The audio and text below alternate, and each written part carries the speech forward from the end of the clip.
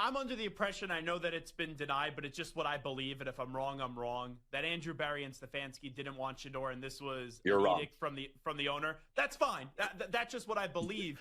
But my question, though, is what has been the impressions internally so far on Shedeur? And if he's healthy, will he definitely be on this roster come week one?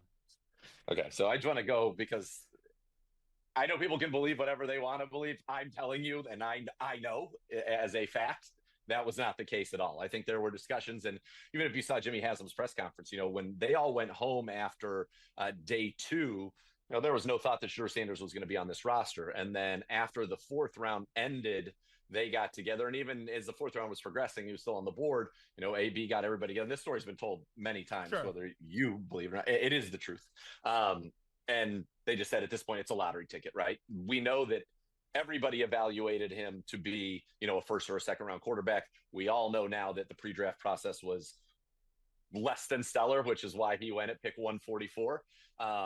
So since he's been in, obviously, I think we've seen on the field the things that you saw on tape. And I think we saw that against Carolina, right? And so that is comforting. And that tells you, yes, this guy can be at this level what we thought he could be. I think for Shedeur Sanders, there is such a steep learning curve in terms of, for example, Dylan Gabriel came in well ahead of him in these regards of, what it takes to operate an offense at the NFL level. And Gabriel, maybe from bouncing around three different places, has gotten more experience at just calling plays in the huddle. All the things you have to do is to prepare as an NFL quarterback, all the things that must be checked pre-snap, setting the protections, making the checks, getting the motions, get all that operational stuff.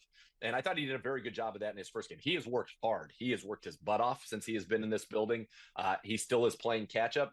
And I think that, when he gets to the point where he's at that level with the other three on those things, the talent's going to take care of itself. So I think everybody's been very pleased with him. And you want to see, that learning continue and that process continue.